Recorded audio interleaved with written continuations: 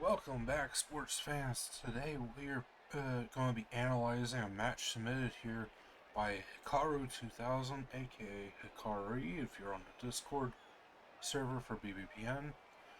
And she is playing the Amazons this season, which Amazons are solid. I have mixed feelings about the changes in GW. Attempt to revise them in 2020. But thankfully, we don't have to discuss that at all. This is classic Amazons that haven't been changed before then for what, like 15 years or so? More than. So, but here we go. They're playing against the Nurgle team. We want to display our skills here. There we are. So, playing against Nurgle, which should favor the Amazons, especially here early on in the season. Having dodge makes it really, really hard to knock over any of your fucking players. Four of them start out with block. On top of that, looks like both catchers have already gone and picked up block themselves, which I like to see. I think two throwers is a bit much, or without having sure hands or anything else. They're 70k, which compared to their 50k lineman means you're paying for pass. And pass is a skill you can only use once a turn. And there's not like there's a whole lot of passing skills that you need for the team. Their rerolls I think are 60k each, so the leader is at best. It's just not a priority, and by the time you're paying for the pass skill that you're not going to use, it definitely doesn't seem worthwhile. But anyways, we'd like to see, if you're going to keep both of them, we'd like to see block it on them. They are still ball handlers. You definitely also need to get yourself some sure hands. So, the interesting thing here, 4 rerolls I think is a lot. While they don't have quite as many built-in skill rerolls as like humans, with like mainly because they don't have sure hands. You do still have a lot of block that you're going to be picking up immediately. You still have to dodge rerolls that you're going to get with every player. So the question becomes, well, what do you need rerolls for then? And at this point, it's mainly pickups and like the odd double skulls. So, or maybe even a risky 2-die appeal play. There's not a whole lot still remaining that you need to rerolls for. So 4 is a little much, but it does allow you to go ahead and pick up block first for these throwers if you want to, before grabbing the sure hands. Blitzers, on the other hand, the strength piece, they start with blodge. They're pretty fucking annoying in that respect. You have a guard. I would like to see another guard. A mighty blow come up soon. The 4th one can really go either way. If you follow the school of Delavis, he is a master at the stand firm Amazon Blitzer. So, block dodge stand firm is a hell of a combination for people to try to deal with. You can tie up a lot of players with a single piece there. Line women, kind of discussed on stream a bit last week. I'm still of the school of going to take wrestle as your first skill. While you don't have quite as much movement as Skaven to, get up and outmaneuver your opponent, you're still armor 7, and it still if you're going to take block on all your positionals, having your other piece that shouldn't be handling the ball as much, take wrestle so you have answers to your opponent's blodge, I think is a nice way to go. So, And it looks like that. There we are. Looks like Hikari is starting to go that way as well. It only has the one wrestle. You rolled the strength up. I know it's super tempting to take. If this was a blitzer or a catcher, I would absolutely take it.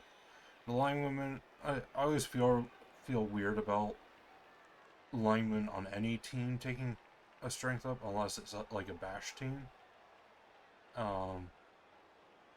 But at least you're relatively safe with having to dodge first.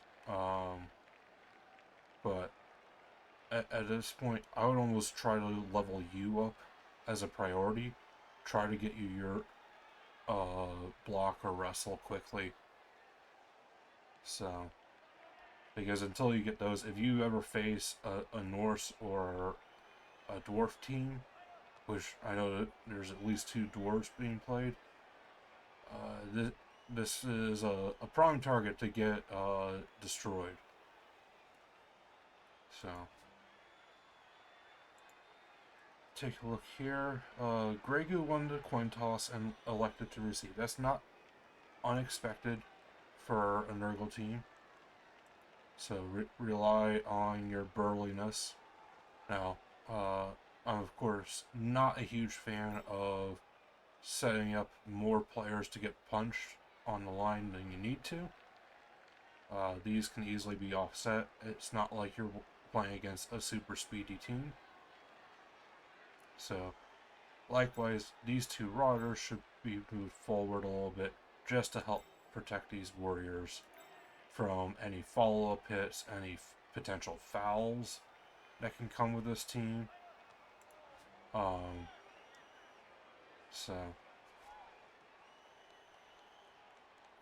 And same with this best work. Keep it behind the Beast and Nurgle. That way you don't have to burn in action when it is your turn to try and give it some help. It is really stupid. I, of course, am not a fan of the Beast and Nurgle in general, but if you're going to run it, that's something to keep in mind. So,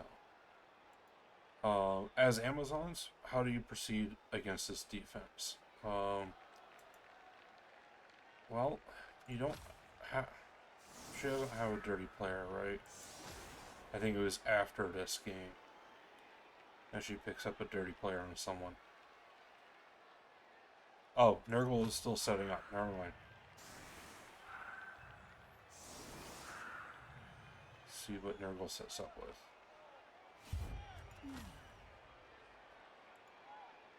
I'm dumb. I completely misread that. They're receiving.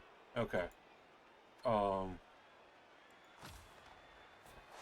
some reason, I saw receiving and read it as defend.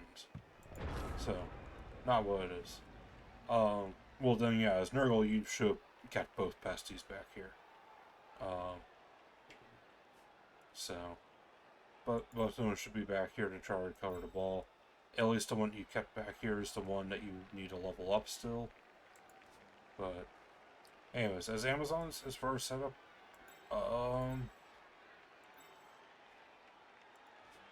I will have benched a thrower and kept the strength 4 piece back here.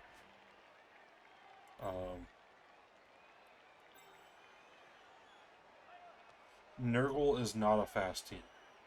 As such, you don't need to put your blitzers so far out. You can leave them that gap because they're not going to get far running past you. What you've set up here is that, like, after he punches there, this Nurgle warrior, and same thing on the other side, can come in, blitz you. Even if he pushes, now you're in danger of being surfed. And with him having the foul appearance skill, means it puts you even a bigger risk because you're not guaranteed that your blitzer or anything is going to get him off you. So these blitzers could be moved in 1 square just for safety's sake. I don't like putting the strength 4 piece that you've paid for dearly in TV on the line. That's the type of thing that's going to get knocked, focused on and not fouled with these cheap ass rotters. ASAP, he's got loners, 3 loners that he doesn't give a fuck about.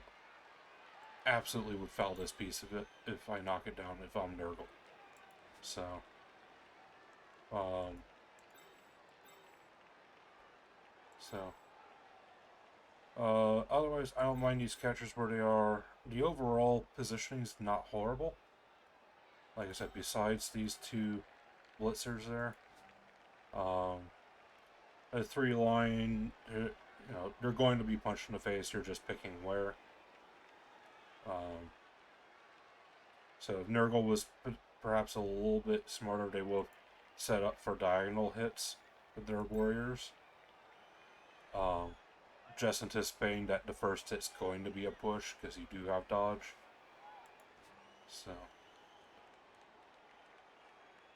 but let's see what happens. We're here to review the Amazon, so we need to see how Nurgle plays.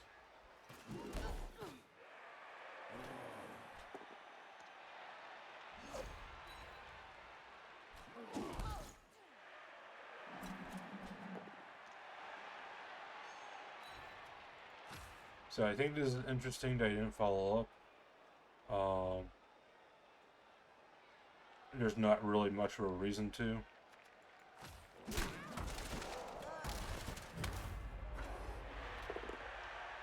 I get why the pesty doesn't follow up, though. I don't understand why he didn't punch her here, where you have a 3-die block with the beast, or another 2-die with patient 0 here.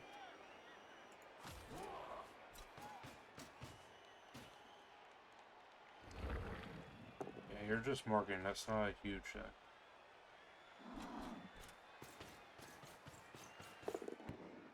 Nurgle with 0 fear, running back to pick up the ball without even moving. At least move the non-loner piece back here, just in case shit happens. But engaging with the loners.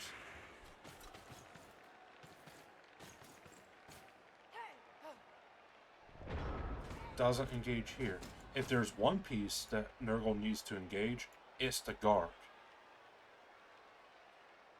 Nurgle's got to strengthen up on the Amazons. The one piece that's going to help equalize that is guard. And he doesn't mark it, which is huge. So now the question is, where do you need guard? Well, you've got a 2-die block here that you can do once you move up and assist. So putting the guard up in there wouldn't be horrible. The pesty is way back here. As Amazons, you're, like I said, you're not terribly speedy, but you are still faster than Nurgle. So the option of trying to blitz through this rotter, the furthest back rotter here, and try to flood the backfield with at least 2 blitzers, not a bad idea. So you can easily move this thrower up, come in with a blitzer. So I think that would have been perfectly fine to do this turn. On this side, I mean, you don't have to do anything here. You can just disengage, dodge, you're good.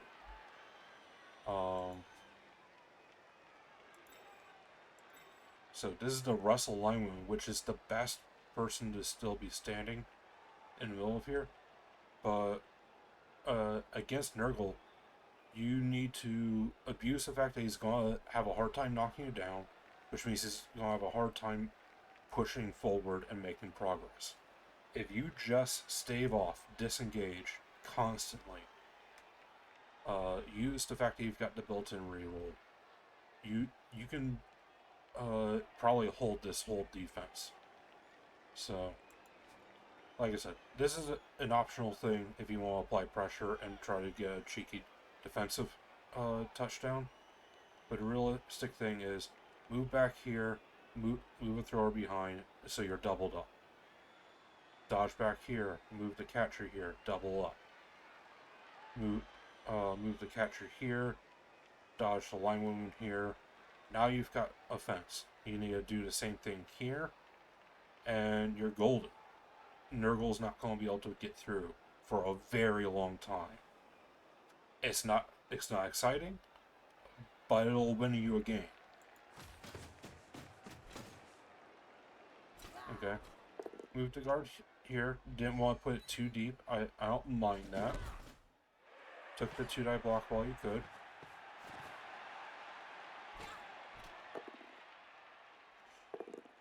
Yeah. So 1-die. You shouldn't have followed up here. Following up, I think, is a huge mistake. Because this beast is already going to get a hit. And now he has to make a choice of which one he wants to take a hit with. Now you've given him 2 blocks he can do on his turn.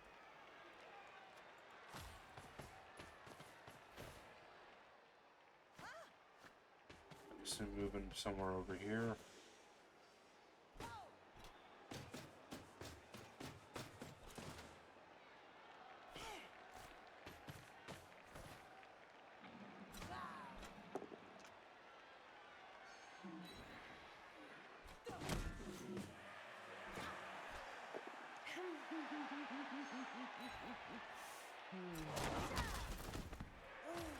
Okay, I don't mind this follow-up. I don't even mind a 1-die block. You're doing a block 1-die, just like you did a wrestle 1-die. They're relatively safe. They're Vort approved. So you've kind of left this side open, which is dangerous because that's his only other big movement piece is his Pesty, and even this Rotter are on this side.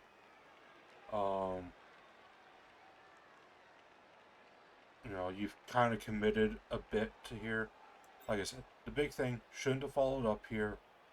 Otherwise, this wouldn't have been a horrible turn. So, you try to get a little bit of damage in by blocking instead of dodging, but more or less accomplish the same goal of creating distance between you and Nurgle.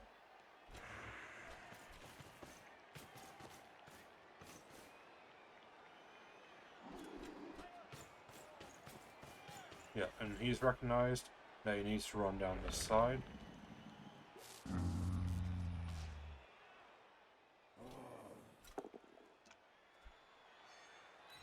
He's got the POW, but he didn't follow up, which is, again, interesting. Nurgle should be wanting to engage. So, there's the blitz.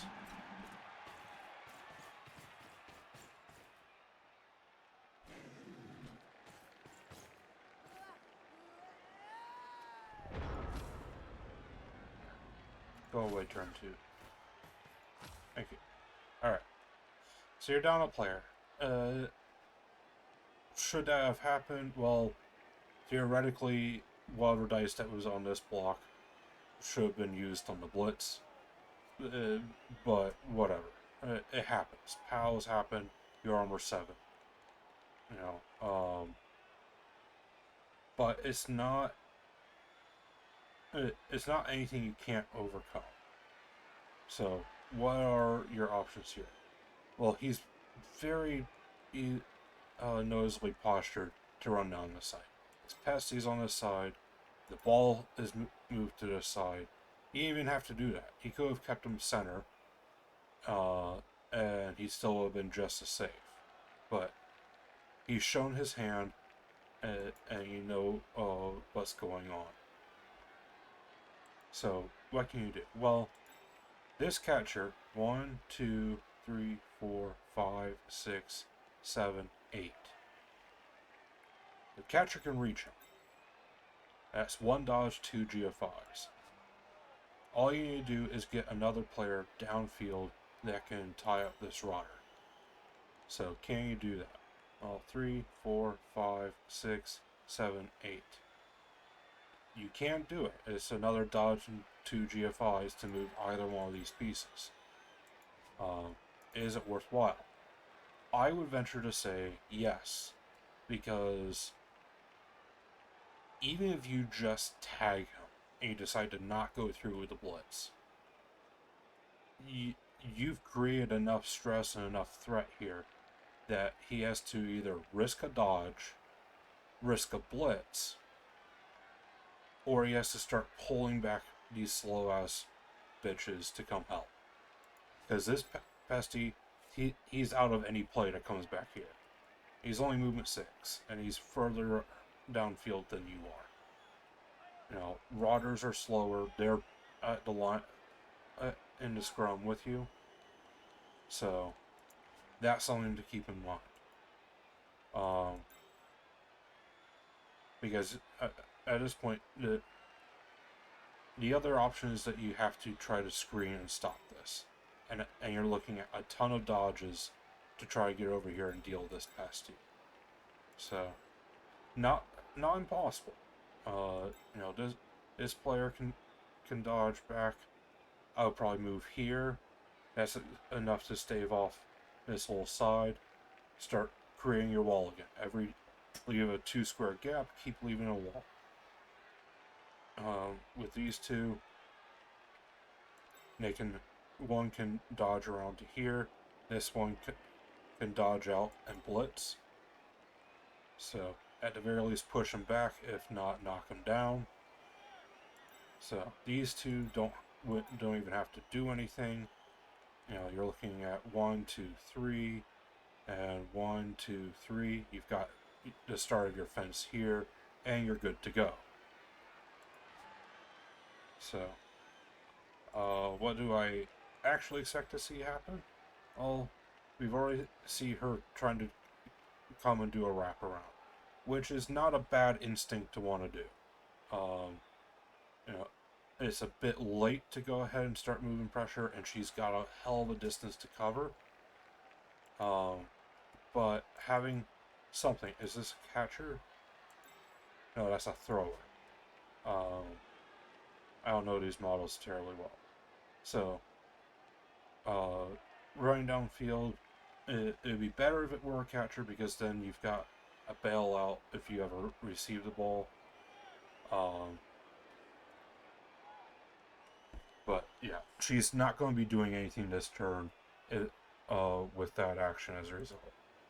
But it is good to do it before if you attempt to do any of these blocks down here. So theoretically, you could block with Panther here on this Rotter and start chain pushing out Tiger. Get her closer to this side that you need to cover. So that would be the setup I'd like to see based on what I expect. Okay, she doesn't even commit all the way. You're just throwing blocks. So, newsflash. Not only does most of the Nurgle team have regen, which already makes them more durable, but all of them have more armor than you. You maybe have more skills, especially in the form of block. So you're more likely to get more attempts at the armor, but don't expect to get any removals quickly. Not until you start picking up skills like Mighty Blow and piling on your blitzers. But this is a problem over here. 1, 2, 3, 4, 5, 6. 1 GFI, and that's a quick pass. So, and if you commit too long over here, or not commit too much, he may not even have to risk throwing. He may just walk it in at this point. See, you've taken a step closer to this side.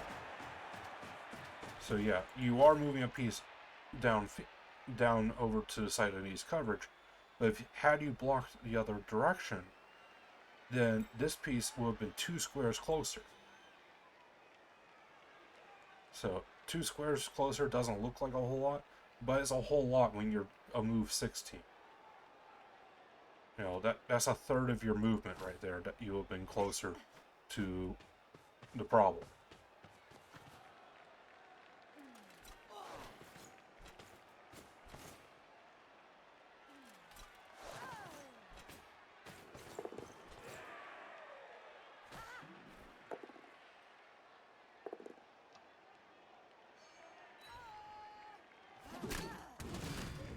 Okay, you got a KO.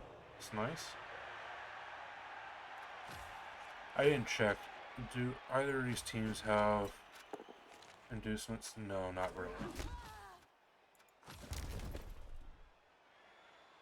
Okay.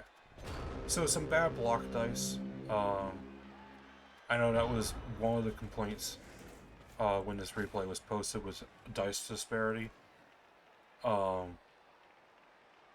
And while there's, at the end of the day, if your opponent has better dice, it's definitely going to be an uphill battle, if not unwinnable. Depends on how hard the dice are tilted. But there are also a lot of things that you can do to work with that. Like I said, doing actions that you know have built-in rerolls, such as dodging. Trying to put yourself in a position where you don't have to throw as many blocks.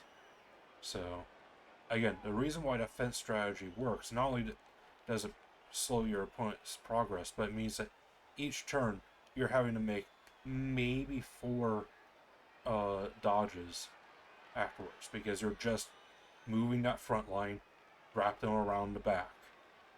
So wherever he blitz, you probably have to move both players back. So, you know, as opposed to trying to force your way and try to brawl when you're not a brawling team.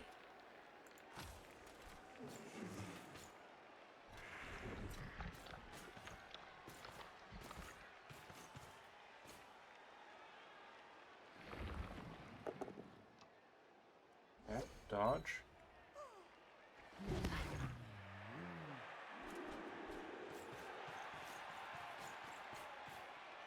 Okay, looks like he's going to cage up here.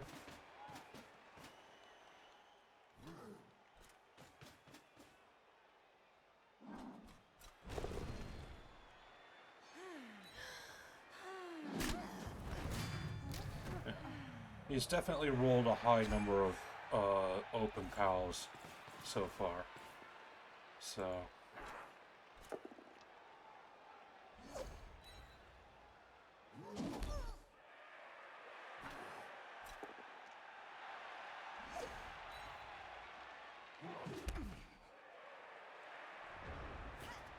Okay.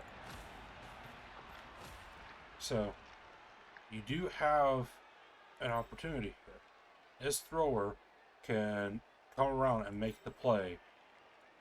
It's a 1-die blitz, but it's nothing on nothing. So, you know, even a both down is going to free up the ball. So, this Patsy is a bit of a worry. You're back down a player, which is not always the greatest situation to be in. But again, there's only so many different ways to say, like, you should not be engaging if you don't have to.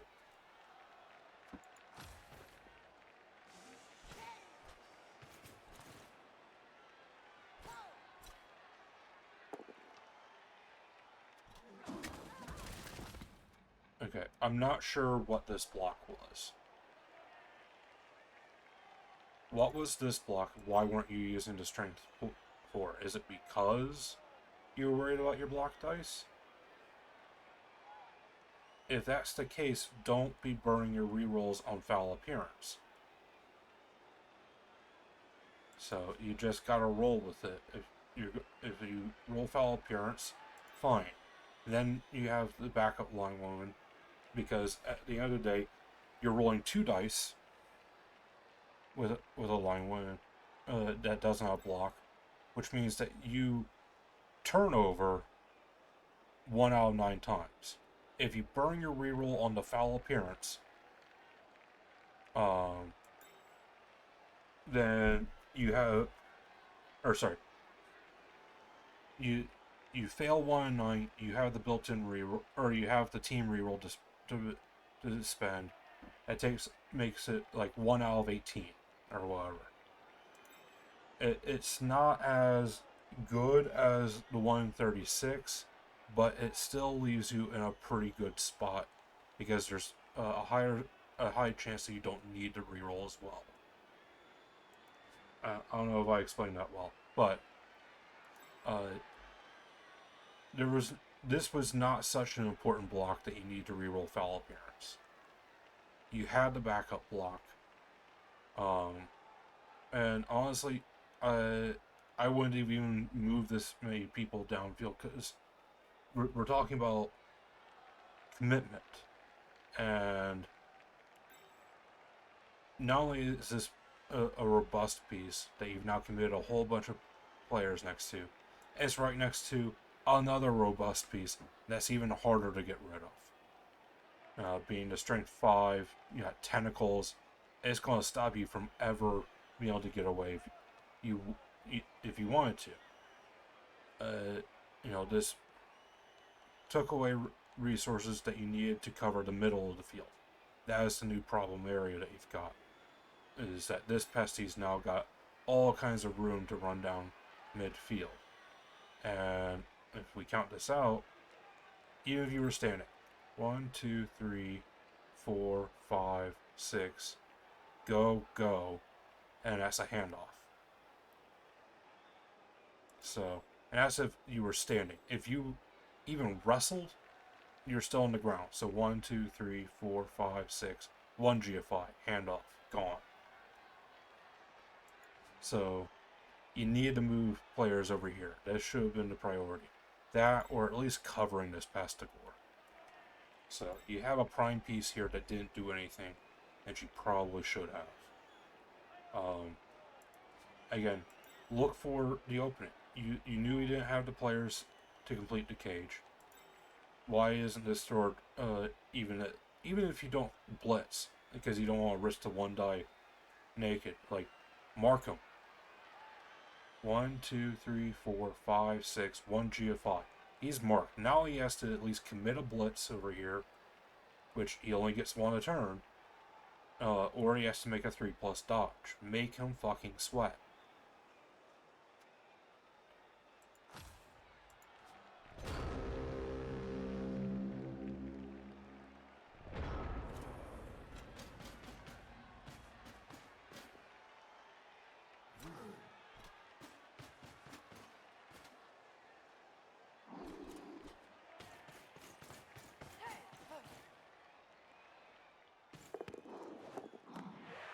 Okay, pass.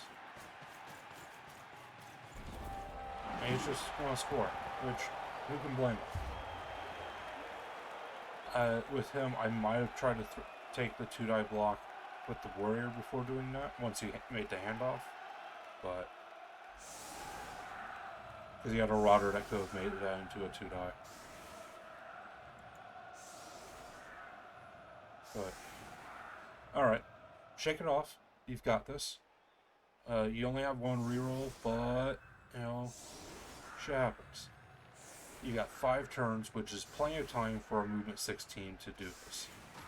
So let's look at this Nurgle setup. He's only got 1 free safety. His KO didn't wake up, but neither did yours, which both of these are blodgers. It kind of sucks, especially the guard. But he spaced these out, and that's a mistake on his part. When your guard's out, you should move these in 1 closer and made it harder for you to try to make a hole. So, but he didn't, and he didn't adjust the setup, so you've got a gap here. This guy doesn't have block, so this is an easy one. You set 3 pieces here with your blitzer here. You throw this block. This can even be a blitz if you want to. Hit him, keep going. Create your cage downfield, and these bloaters are not going to be able to do anything. It's just going to be rotters and a pasty that can try to get in the way of your cage in the end zone. So, both throwers back here, give yourself plenty of field coverage for where that ball goes. Leave yourself a linewoman here to tag up the beast and Nurgle. So, this should be a very simple touchdown for you to score.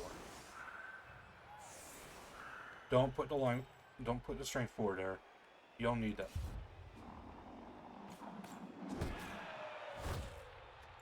Nice weather.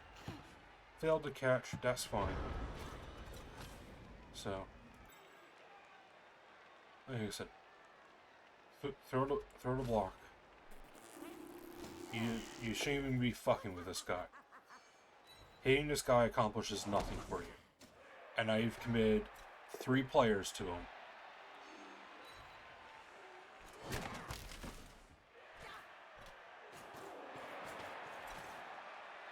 Why are you marking? You don't need to be marking.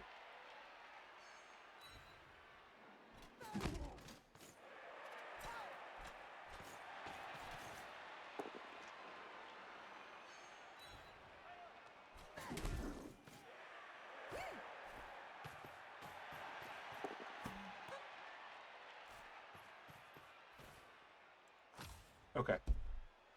There's a lot that I don't like about anything that you did here. So, 5 turns is a lot of time, like I said. But, if you score, let's say, turn 6, that gives your opponent 2 turns to run it back. They're Nurgle. That's not going to happen. Even here, it took them 4 their own turns to score that. So, and that was we'll be honest, a relatively easy play for Nurgle to run the ball downfield. So, even if the ball wasn't kicked to his end zone and it landed somewhere in here, we'll call it at 3 turns for him to run that in. So, 2 turns is going to be hard for Nurgle to pull off. So, there's not a problem with rushing this touchdown. Like I said, we're looking at scoring turn 6. So, why did the thrower need to pick up the ball? She did.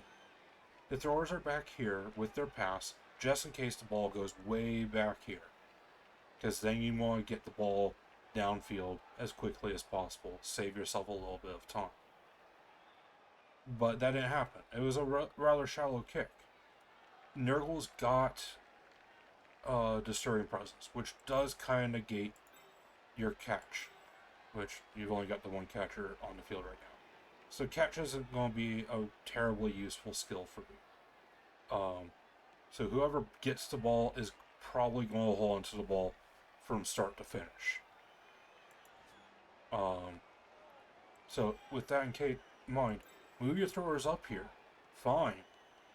Protect the ball in case you flub the pickup.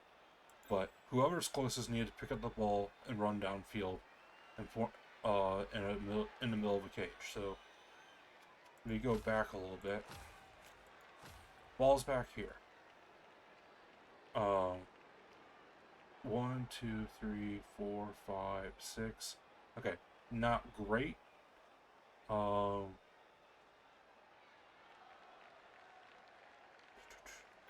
What's the Disturbing Presence rate? You're looking at 5+ if you do a handoff play to her.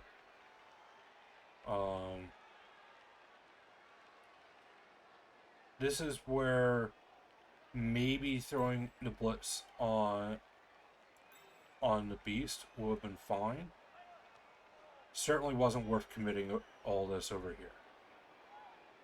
So, because what you end up doing after you threw that first block is that you punched him back in range of his catcher. You have the strength 4 piece, wherever the hell she's at right now. It would have been fine if you committed 2 pieces here. You've got your throwers that need to move downfield anyways, so 1, 2, 3, 4, 5, 6. Likewise up here, and your strength 4 throws the block on the beast, because you just need to push him 1. So, like I said, the strength 4 should have been back here as your blitzer if needed anyways, or potential ball carrier, which would have been even better. And whoever was here on the line could have come up and formed most of the cage at that point. So,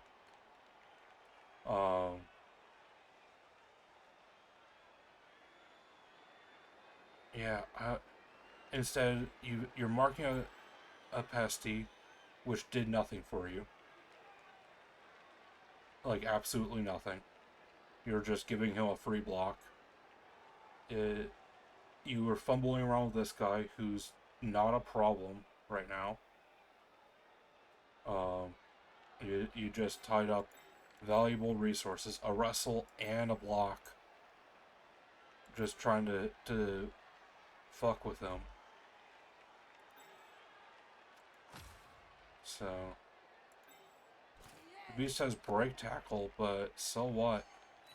It's still a loner, really stupid piece.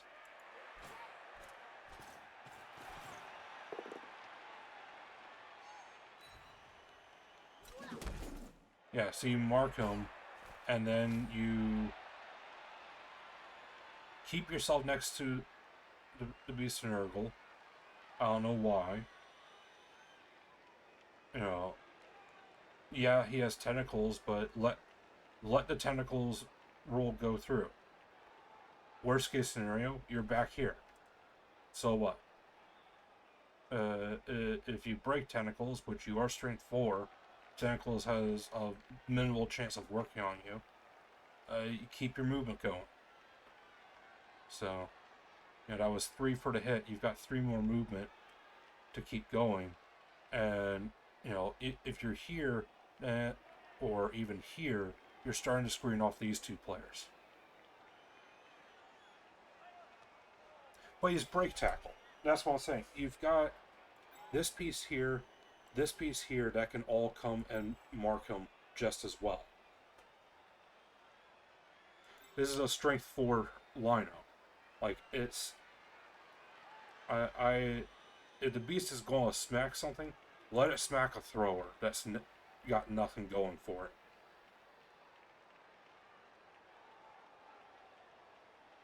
So, don't let him hit a high value piece. So, because she takes the ball and moves it here. Which, again, you can move the ball a little bit further if that's your worry. You've got these 2 pieces that can help cover. One here, one here. This thrower can come and mark the beast directly. And keep yourself spread out at the very least.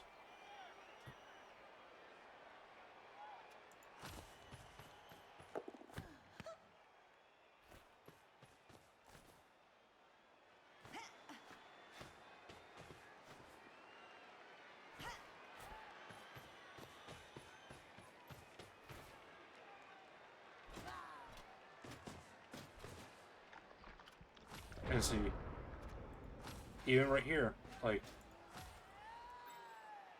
break tackle strength 5 means that this is a 3+ dodge. That's not the worst thing in the world to take a 2-die blitz on the thrower here. So, I'm glad she didn't at least put that tiger here is not directly in the way, because then that could always be a bigger danger of the beast of Nurgle just throwing a block and then having tentacles on her. But yeah, this piece absolutely could have been the sacrificial lamb to cover that beast of Nurgle.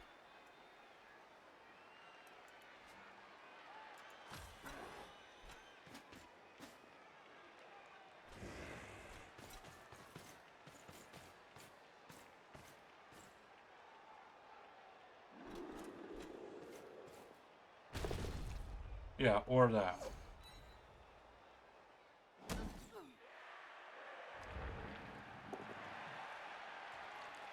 So,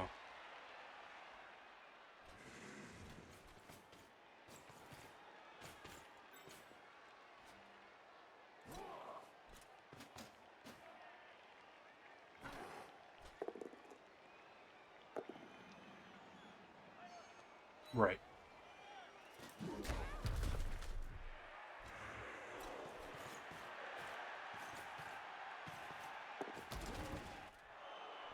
I don't know what was going on with that GFI. I don't think that was necessary at all. So, okay. I don't know where the hell she's going, but Nurgle is committed over here. Now's the time to try to roll the corner and get away. Um, so, if that's what she's up to, fine.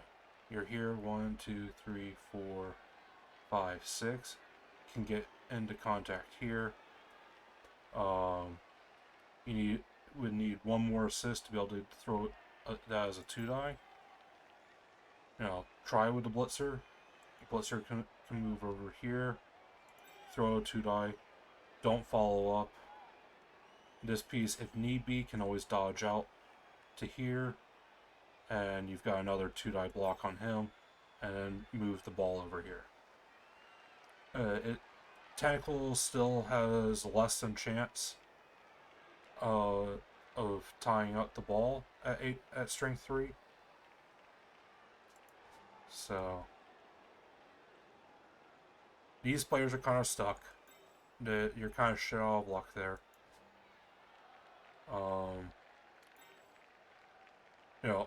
I would of course try to dodge them because they're not going to block their way out of this situation. Well, she might. She can actually throw a 2-die block here and try to free up this line woman.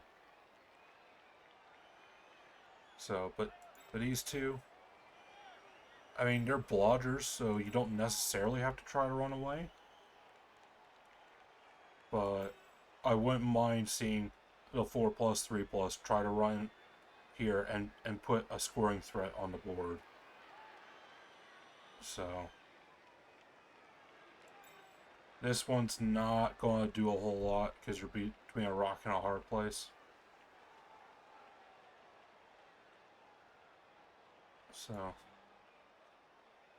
the other option is, instead of trying to run the thrower here, is to run the thrower back.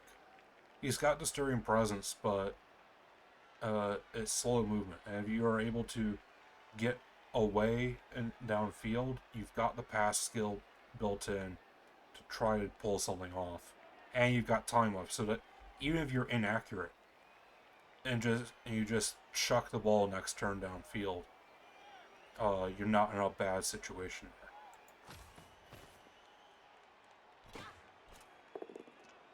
No, well, brawl everything.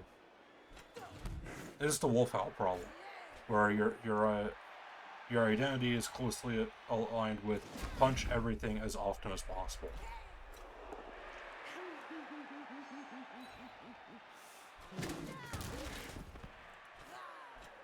She's making the most of it.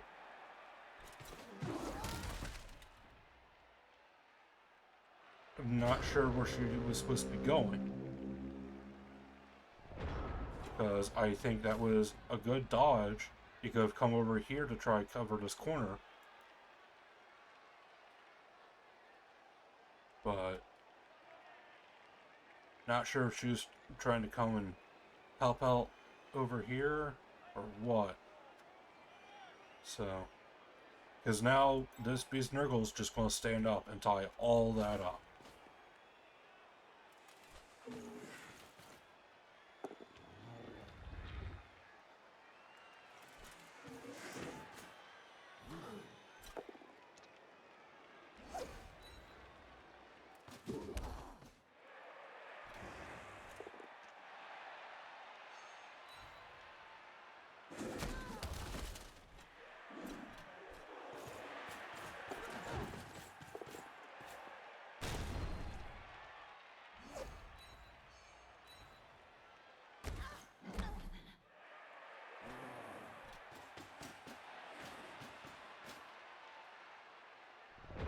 Yeah. Fuck.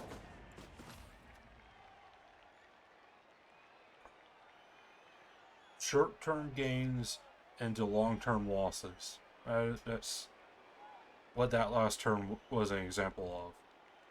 Yeah, you knock things down, but now you're fucked even harder. You're getting sucked into Nurgle doing what Nurgle wants you to do. So, fuck me. I don't even know where to begin here. Strength 4 is here. You can punch this Rodder, but that won't do anything for you. Please tell me that she needs to just disengage. You need to have some other threat and start pulling this scrum apart. So, yeah, he's got the Pastigore. But if she can come over here and she can run over here, he's got to make a choice on where he's going to throw that blitz.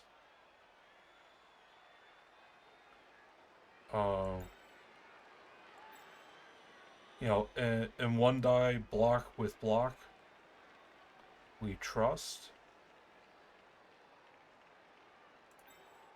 You know, if you can down this Rodder or this Pastigore, you've got a fighting chance of getting out back here.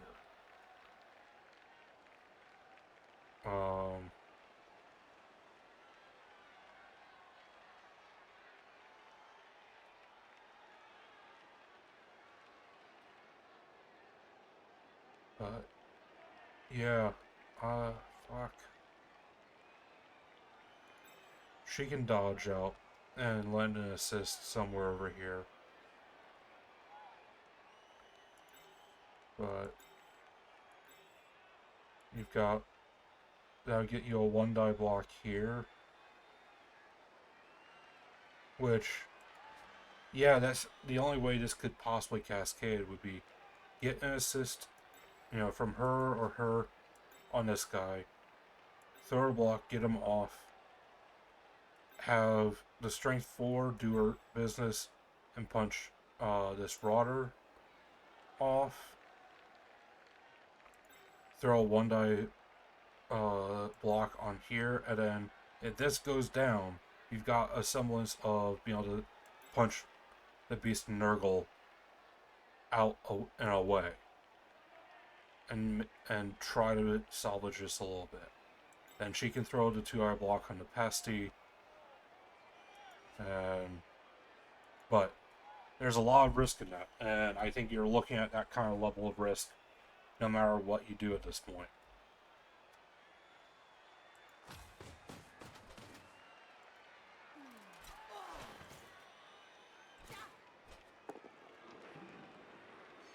Okay, let's punch the warrior that doesn't do anything to solve any problems. That is a wicked 2-die uphill, and again, temporarily solves some problems.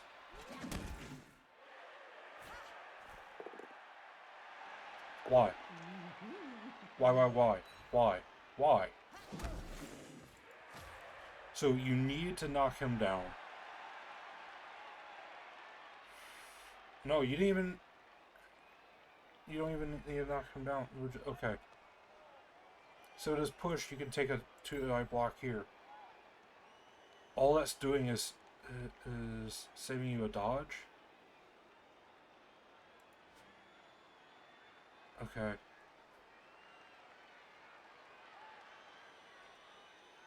Is the ultimate point... I don't know what the ultimate point of her...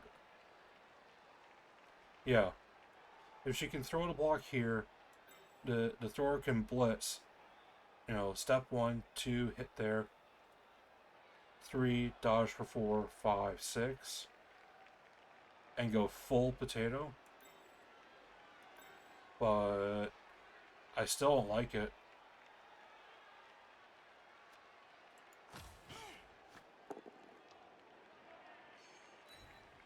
I would much rather have just not thrown the risky 1-die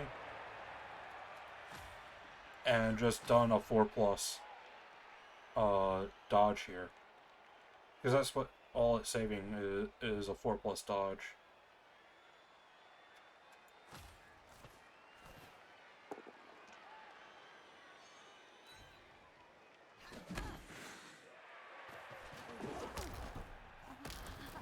1 and 9 on the dodge. That blows.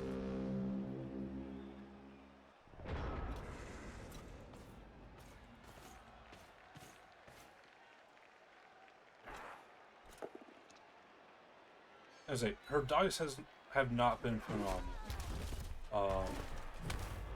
Nurgle is rolling, at least right now, he's at least rolling the odd PAL. You know, the first drive, he definitely had higher PAL percentage. So, yeah, it really, once you get into the situation, it's hard to get out.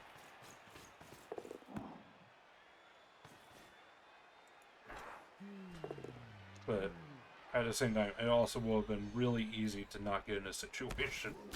So, yeah, that's his third or fourth PAL of the turn.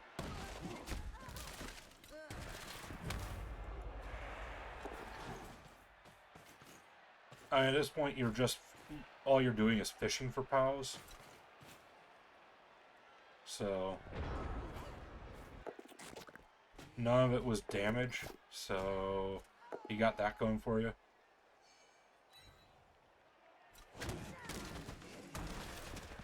Okay. One die block's about as good as you can fucking hope for at this point. I don't think it was necessary. I think, again, you're looking at a 4+ dodge into a 1 die blitz. That would have been fine. You know, try to get the ball back.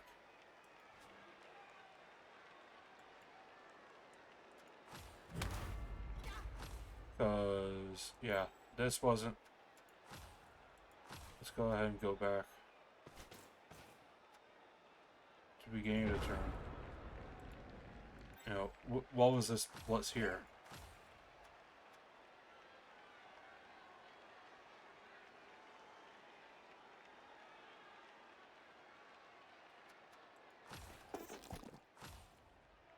Okay. So you got tentacles. Because you wanted to do the wraparound blitz.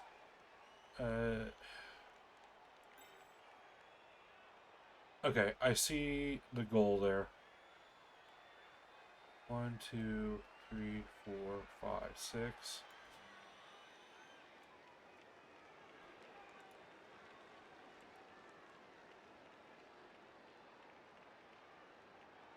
Yeah, but it still isn't. It's still not worth its price.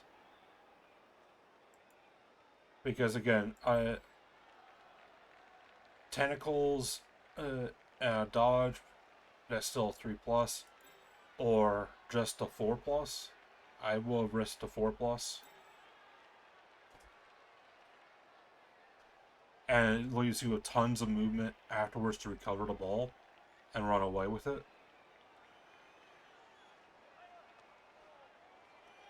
So, this, if I were to do this movement first, would just be movement. Just to make this a 2 die. So...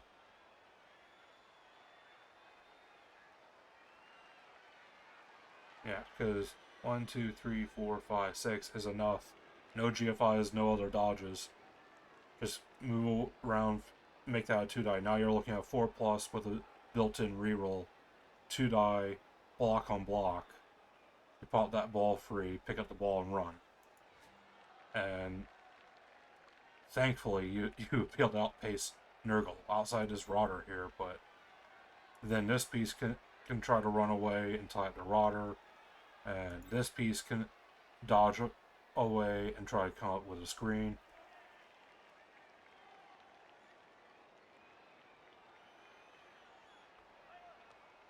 Yeah.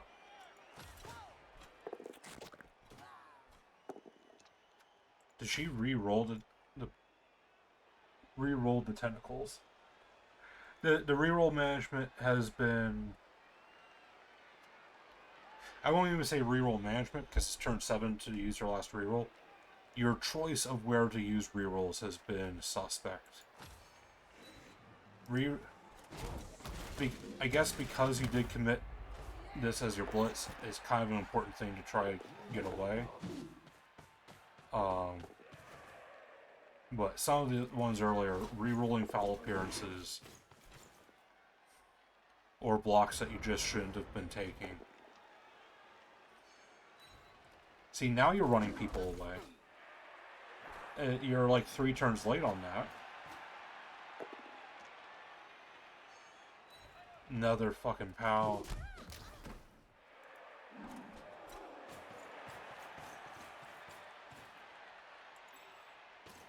Yeah.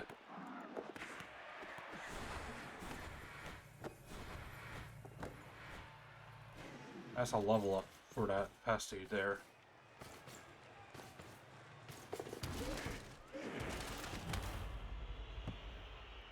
So, trade the touchdown for a level up there. If you had just GFI'd instead of passing, it would have been fine.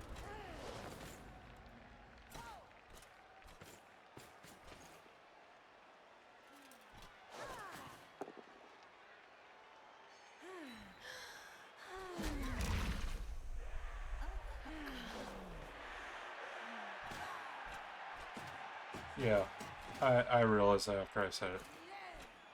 Yeah, with a 1, you're going to fail it. I thought I re-rolled a 2.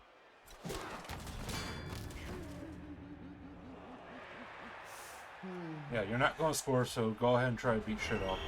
That's fine.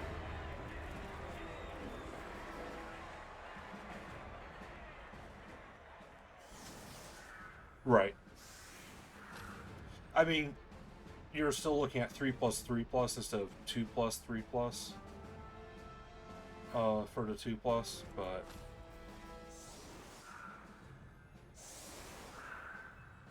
it got you to level up on the positional, which is fine.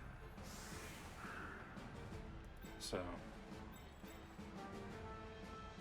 because now he can pick up Mighty Blow or Sure Hands if he's so inclined, anything he wants, because he's already got block. All right.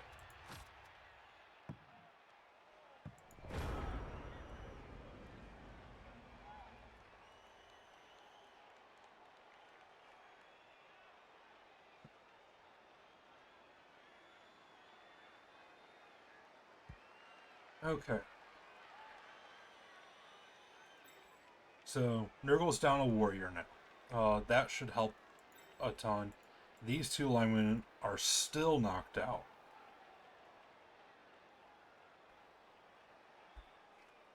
True enough. So, this is upsetting. That's 2 attempts for each of them that they've not woken up. And at least the guard piece would have been really nice to have. But you at least got to keep the Nurgle warrior off the pitch.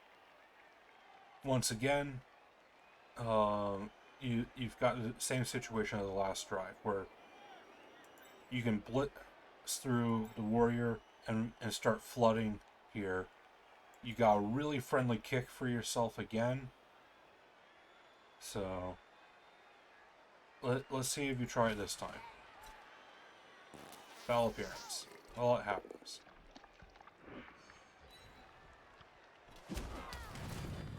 KO another warrior. Alright.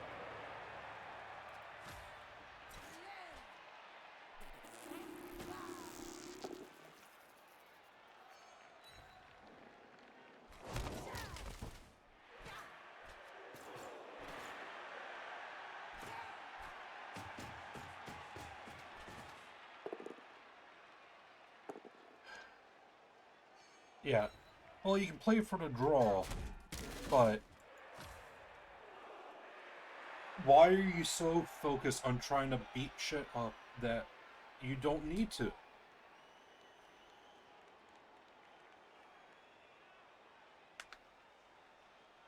I can't.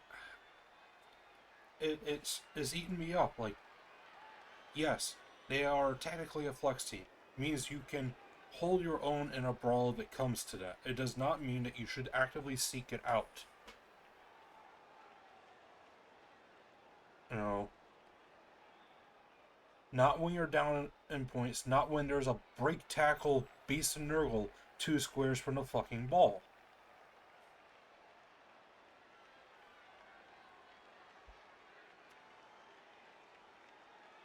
This blitz should not have been the one to happen. Rotters don't fucking matter.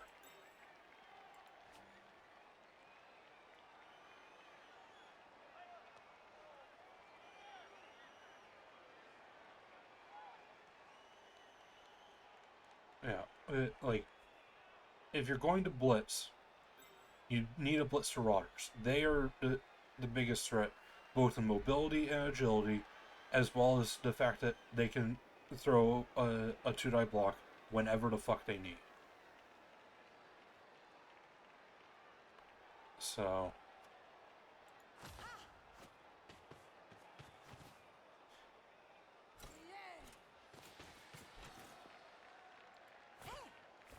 Okay. This is overdoing it. The catcher was doing enough. That, you know, you're covering the ball, you're making sure the Beast and Nurgle is not going to be able to blitz through to there. This is just giving the Beast and Nurgle a free block.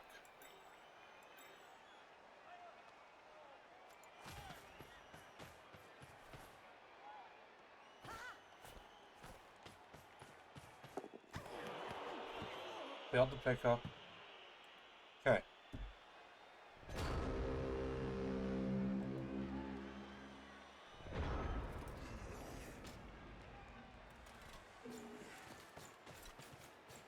Outside of this line woman, you're not in a horrible position this turn.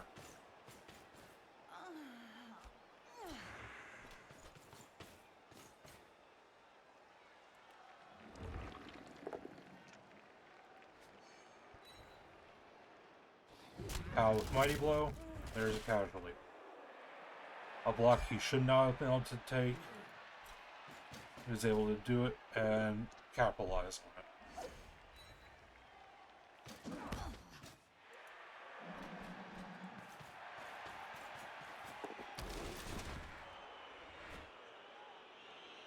Okay, he saves the reroll. Smart on him. Yeah, now we have to brawl for the ball. Thankfully, there's enough open space that you should be able to do this effectively. I like go ahead and move the piece that's not doing anything. Go and pull her over. So, park her there. That way you're covering the ball and lending an assist to the warrior.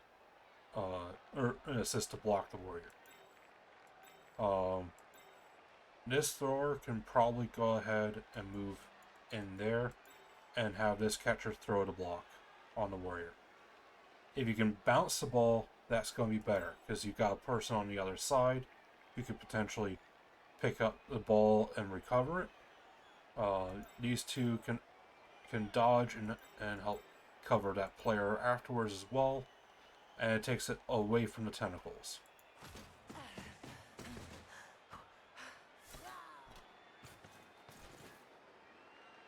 No, instead you're going to burn a blitz. Foul appearance has fucked you so much in this game.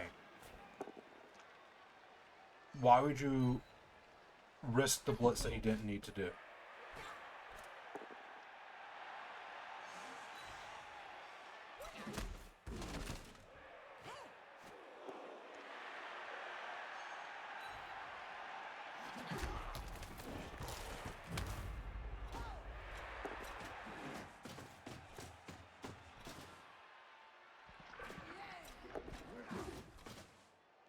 What is it? Foul appearance is the skill you take like tier 4 as an intimidation tactic on like a Skaven Gutter Runner. And that's about it. I've taken foul appearance on Underworld Goblins just for shits and giggles and to fuck with people, and it's hilarious when it does, but fair enough. Like I said, I don't mind the odd Gutter Runner if you've got if you've got a Gutter Runner that's got block, dodge, side stuff, fend, and then you pick up foul appearance, fine. Then you've got every skill possible to keep your Skaven ass alive. But, Yeah, it's never something you should rely on. It's, I don't know.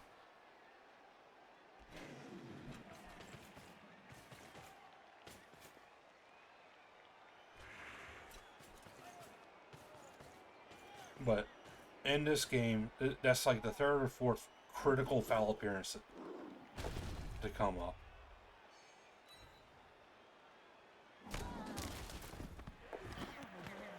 So he bounced the ball, which is a mistake on his part, I think. Because it was next to to the beast. That's where he should want it. Doesn't matter if you've got 3 tackle zones on it. Your Nurgle's up a point, and you should not have bounced that ball. But be glad that you did. That's a huge advantage for you.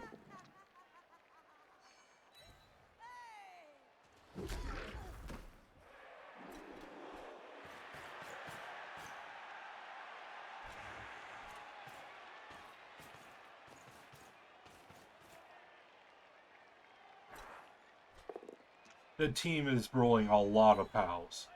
I will give Hikari that much. But this goes back to, don't give your opponent a lot of opportunity to roll block dice. So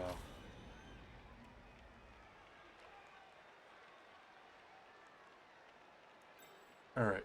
This blitzer can 1-die blitz and run downfield, create a scoring threat.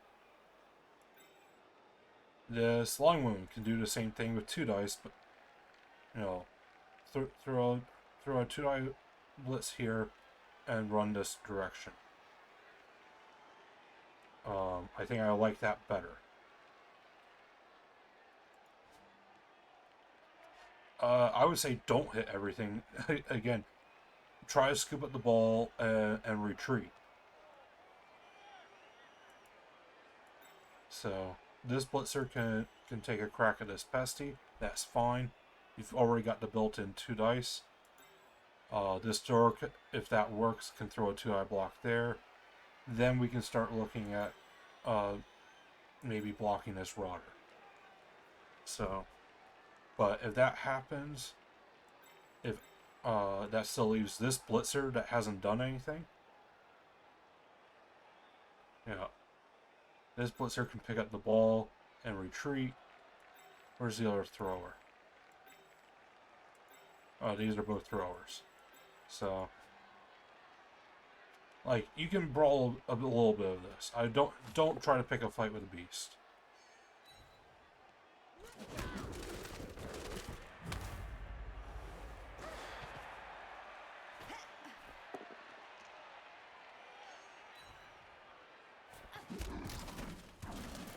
Okay, nice stun.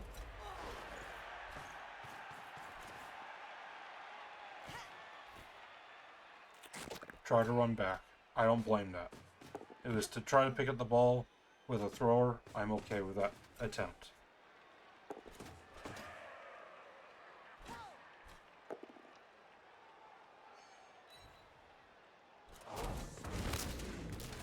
Nice removal.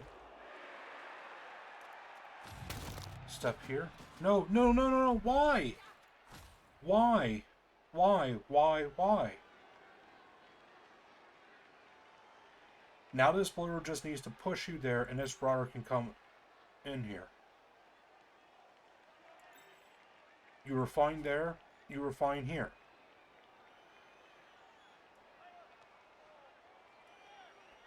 This is one of the worst spots you could have gone. This at least would have been better, because then pushes still has you covering this corner of the ball. But again, why are you engaging here where he's going to have an instant 2-die block with block against you?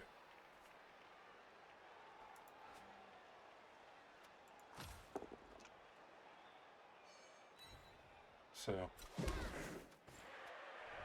okay, dice were kind that turn. Brawling it ended up working out. So the question is how is Nuffle gonna fuck you? Well, he's gonna start by giving you the removal that you deserve.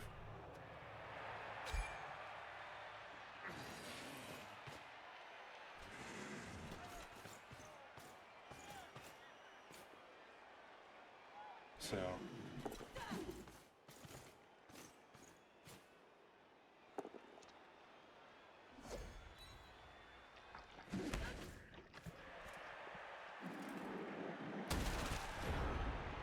Alright. I wish I didn't have like 5 hours of the turn transition screen. So...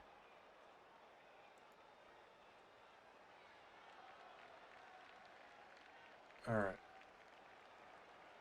You're not in a horrible position. You just need to get rid of these 2 rotters to keep going. That's not unheard of. You can easily do a 3+ dodge with a reroll and come in with a blitz. Chain push him down here. That would set you up pretty nicely.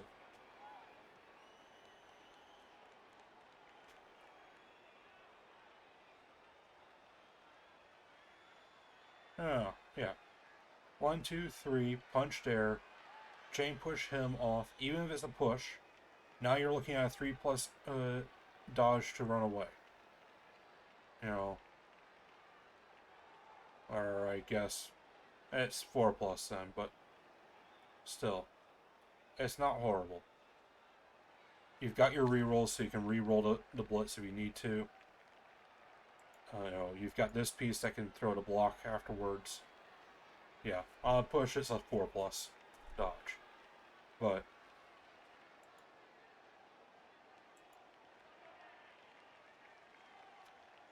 that would be the play I go with. The slightly safer play would be to just dodge here, throw the 2-die block with wrestle, and then blitz this guy off. That would probably be safer.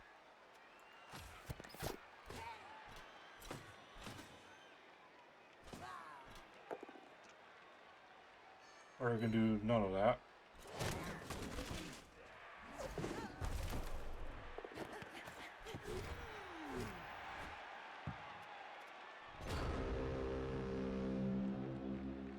It's funny how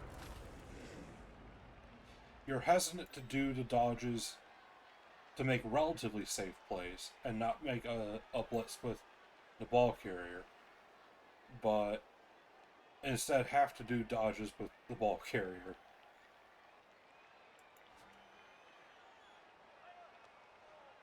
I don't know.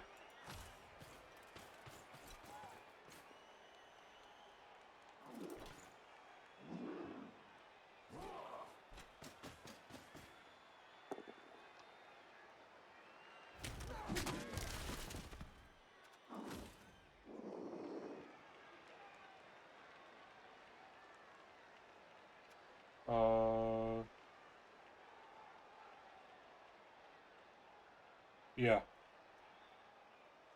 So, yeah, that had to be a knockdown play there with blitzing with the ball carrier.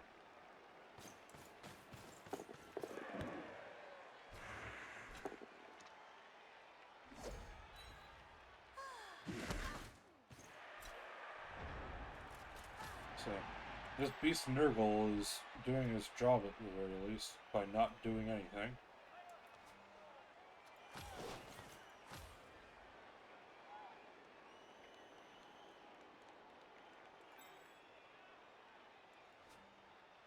I would not have stood this line woman up. This one, I would stand up. This one is the one that makes the play. Because you're coming from this side, you're going to blitz here. You need one of these 2 to stand up to mark the water. But because of the direction you're hitting him, you want to save this line woman to recover the ball afterwards.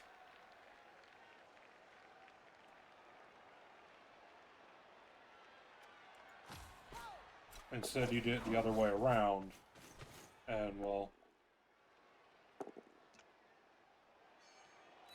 Okay, you got your pal.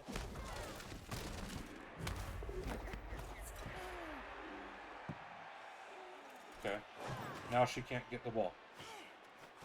If it were the other way around, you still couldn't quite get there. You'd get halfway around. You know, 2 GFIs would at least get you marking it. So, and means you have fewer players being marked when this warrior stands up. So, because you know that's coming. The pesty's down, but you got one warrior on one side, you got the other warrior that's going to be pinning into players here. This catcher needs to try and make a break for it. Okay, you at least tried.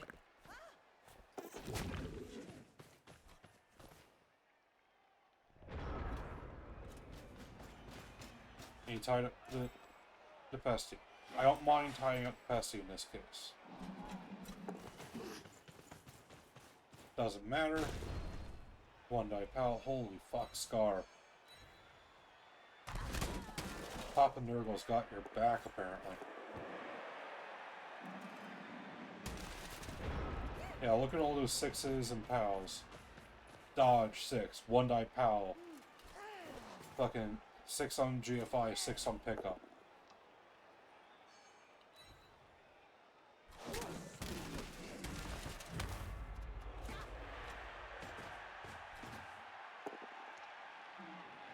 Okay. Get the ball free. Trying for it. There you go. Don't be GFIing. You do not need a GFI. It's not going to help you. You're not getting out of range of anything. This warrior's going to be able to get you.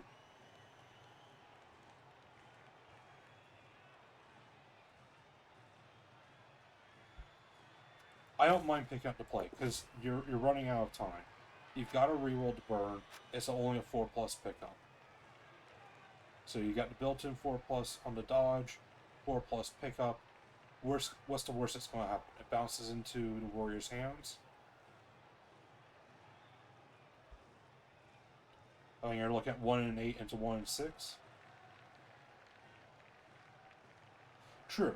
I would have liked to have seen another attempt at dodging these gals out of the way first, away from the beast.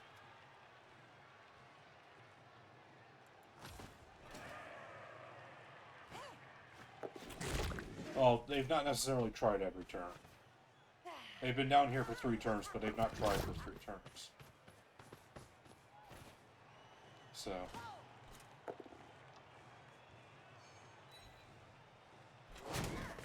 I think this was one of Hikari's better turns. I don't mind the beast going free. What's he going to do?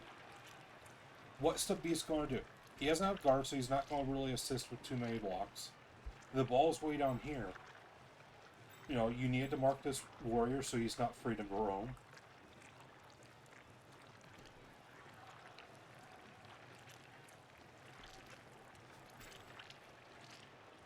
Face up with the Wodge. Where's the Wodge?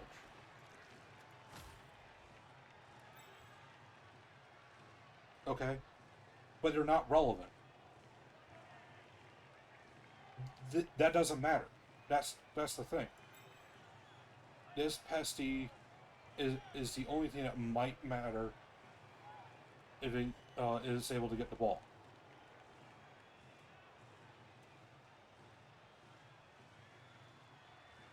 So he has to manage to do the 3+, and he's going to probably do the 2 GFIs for 2-die blitz. They might be. I completely agree. I don't think it's the worst play in the world, though.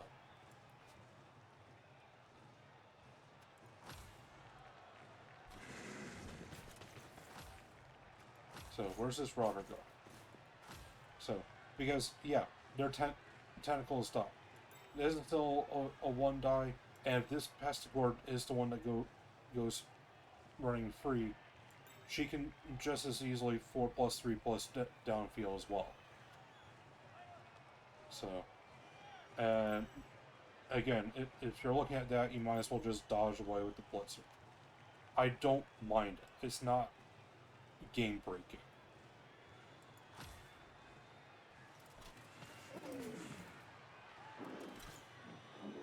Because there's just as much chance that Beast and Nurgle really stupid set turn.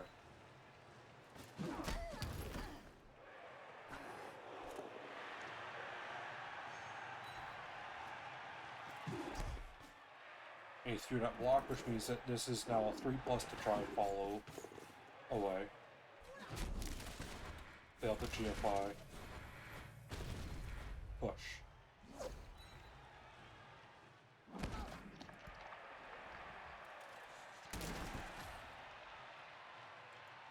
Okay, so this is where things become a coin toss and you're thinking.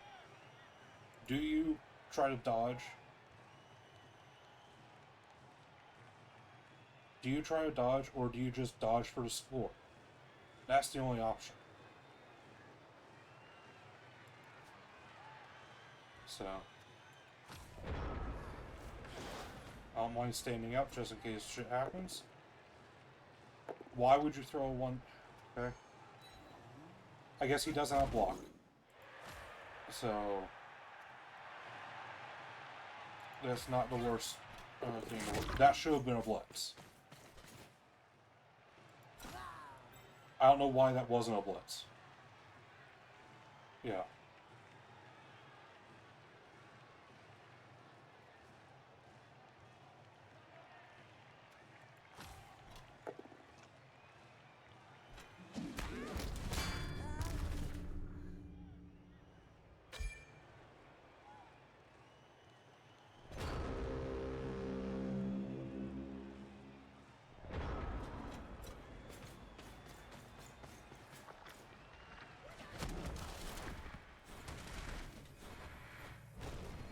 Double pushes. Yep, pin.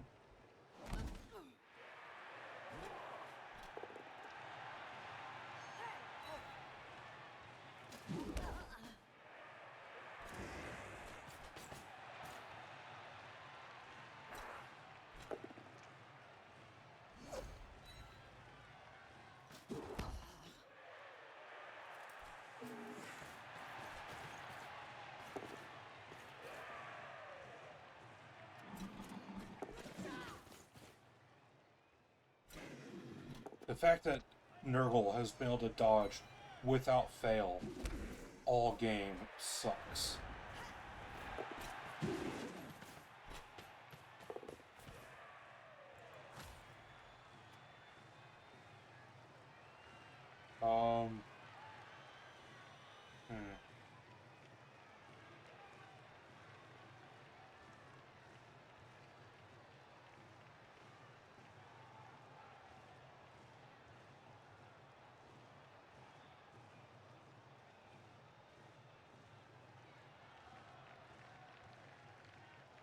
Yeah, I think you're right. I think that's the better play, because this one doesn't have block. So,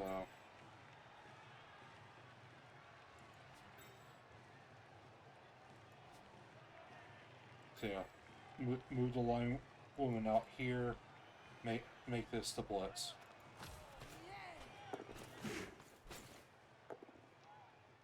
Or do none of that. 3+, 3+.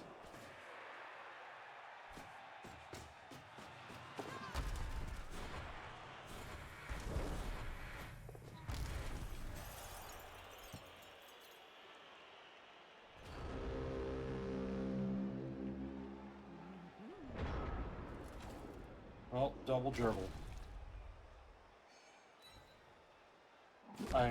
You had the opportunity to score on turn 15.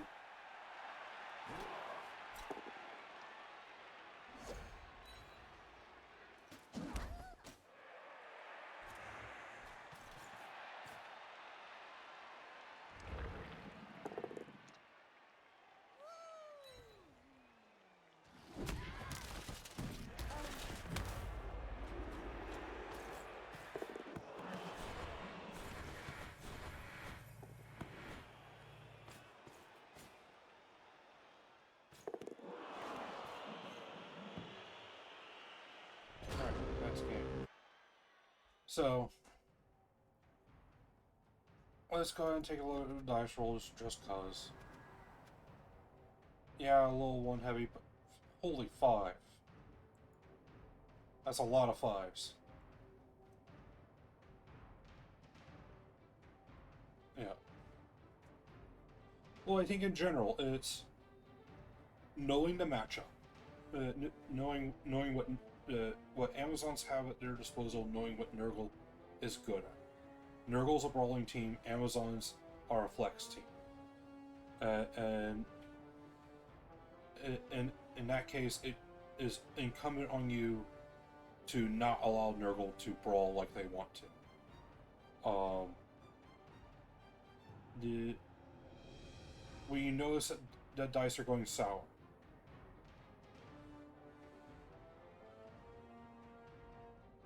So, when you notice that the dice, in particular block dice, are going against you, it's another sign that you should not be brawling.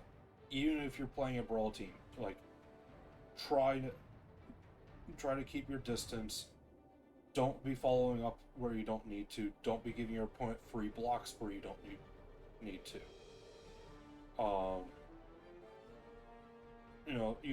You're good about keeping your rerolls throughout the whole game, though when you've got 4, you've really got to be pissing them away to not have any by the end. But knowing where to use them. Foul appearance is not something that you really need to be worried about using a reroll for.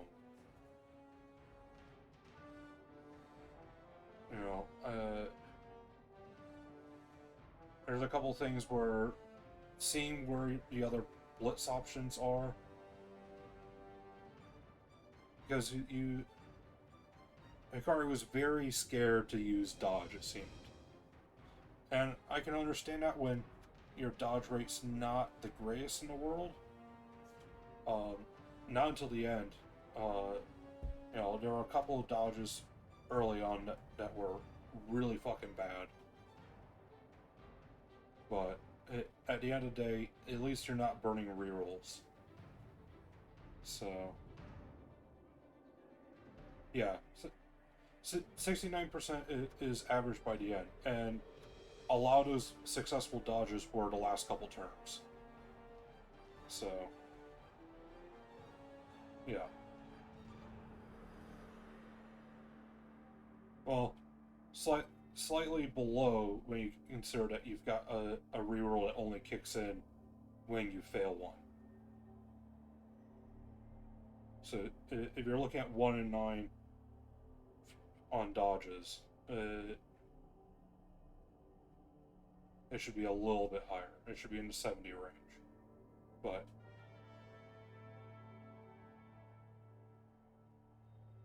But each reroll's an individual thing. Right, exactly. It's 2 dodges, but you... Okay.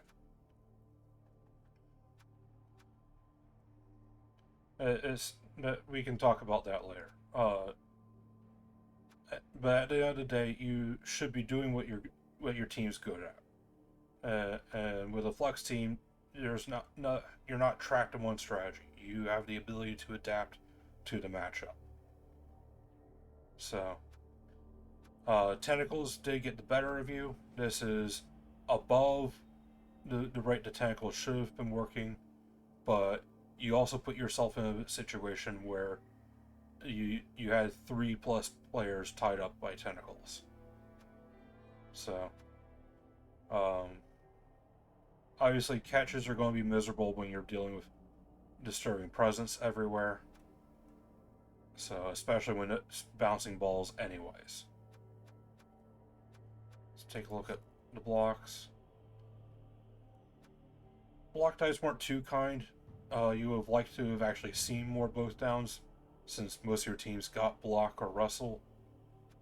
Obviously skulls are not great, but yeah, they should have had fewer skulls, more both downs, maybe a couple extra pushes.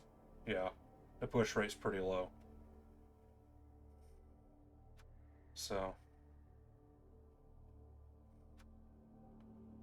but taking a look at him, yeah, and we were calling it as well when we saw it. So, thankfully, the stumbles don't matter. He didn't roll hardly any pushes. Yeah, it is a pretty skewed uh, set of block dice.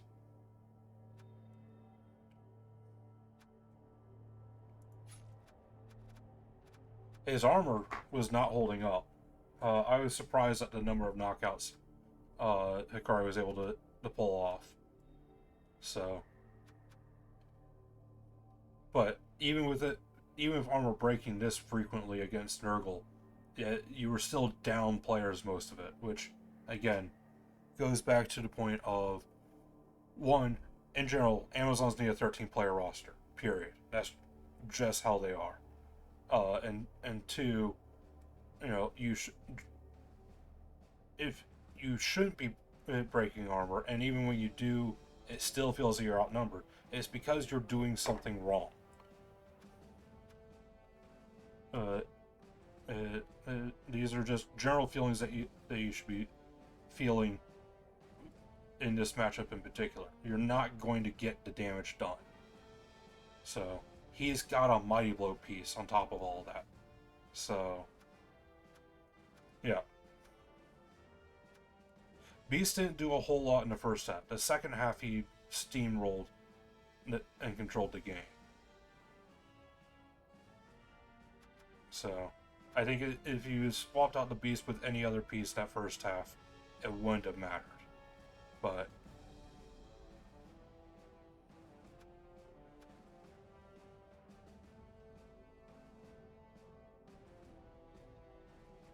did he?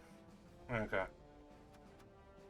It's been, it's been a long cast, so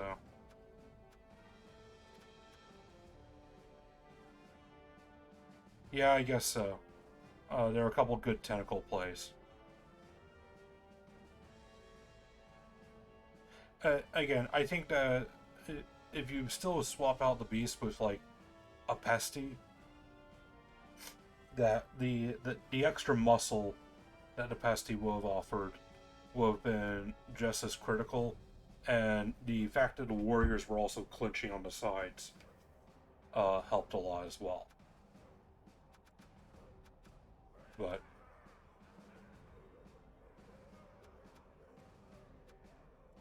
so the beast didn't do anything on the offensive drive, which wasn't surprising. That was another big thing. When Hikari was on defense, just overcommitment to one side. It, you're you're faster than Nurgle, but you're not fast. So, and Scar did the right thing, where as soon as you overcommitted to one side, he tilted his hand and showed like, fine, I'll run the ball down the other side, and made you have to scramble, and in your scrambling you left holes elsewhere. So, um, part of also went back to the reason you overcommitted was because you tried brawling against Nurgle. So,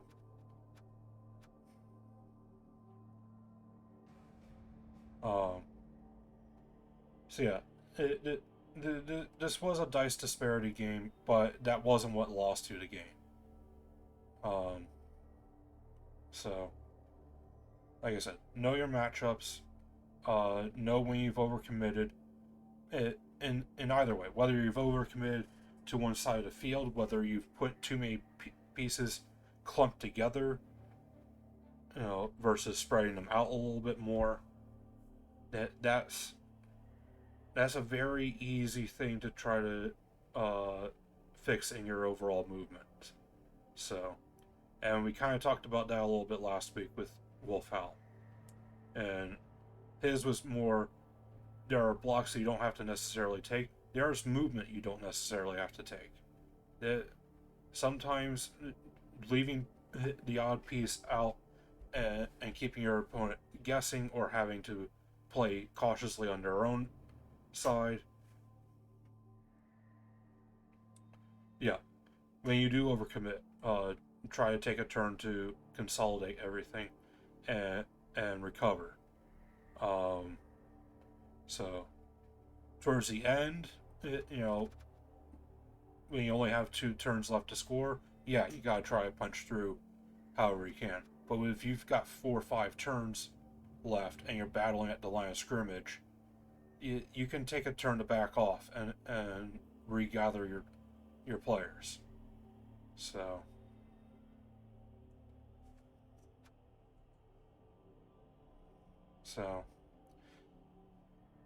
but yeah, I don't remember how this all. I think after this is when Hikari picked up that dirty player, which uh, could come up and be useful. What is this? Is this the Ripley division? Where these players end up at?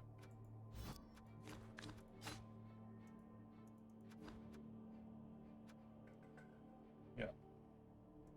So how does Scar end up turning out? So he went with the sure hands Basti. I know we've talked about that, where yeah, it's nice to have a dedicated ball carrier, but early in development, try to share the wealth when it comes to SPP.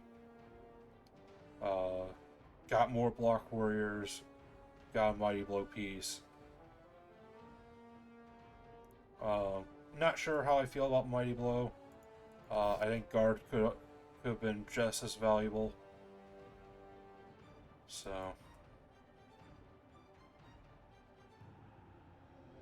but this warrior's kind of lagging behind. So, but Nurgle's just saving up money to buy more pasties.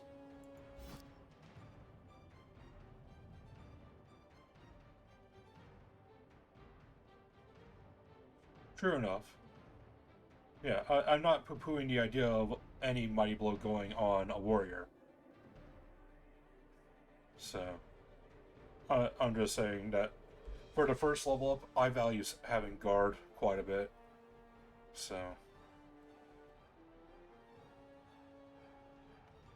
how did Hikari turn out?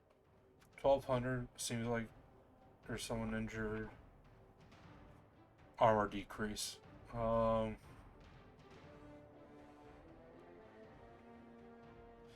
a wrestle piece, that's not the worst thing in the world. So, like I said, I want to see a 13th player. If you're going to run dirty player, 14 players, I think is the sweet spot.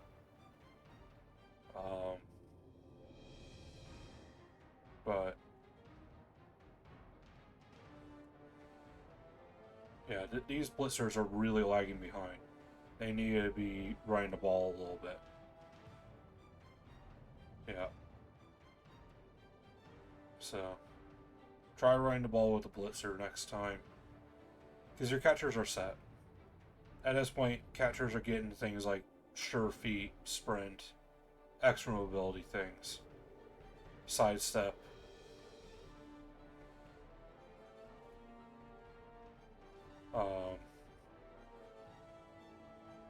Yeah. With the 4 rerolls, the throwers can afford to go block. Sure hands is still a good option, and is the traditional pick for them.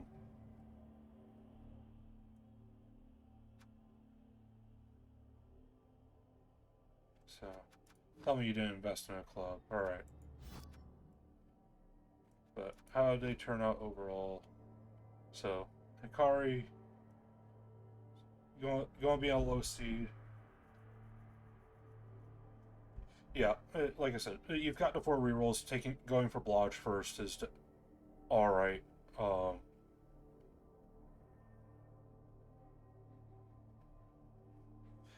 Yeah, no one's going strip ball yet, so Sherry Hans isn't useful in that regard. And like I said, you've got the team reroll to help cover what Sure Hands would be doing for you then. So.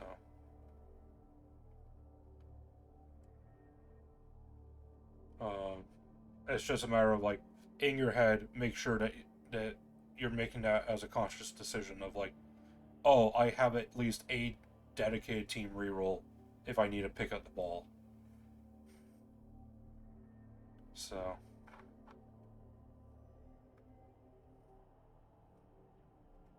um, Scar. Scar's middle of the pack, tied there with Bornate. Um, everyone's no, we're still waiting on a matchup there. That's Lando and Scooter. I I don't know why. Always with Lando, there's something. He always has a team named after another player or another coach, and it always fucks with me. So Lando can move up and bump Scar. Um,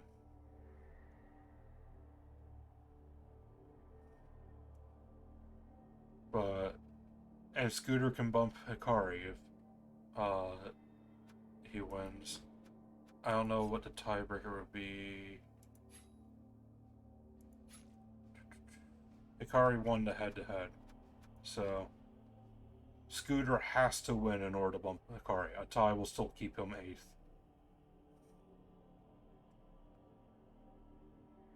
So,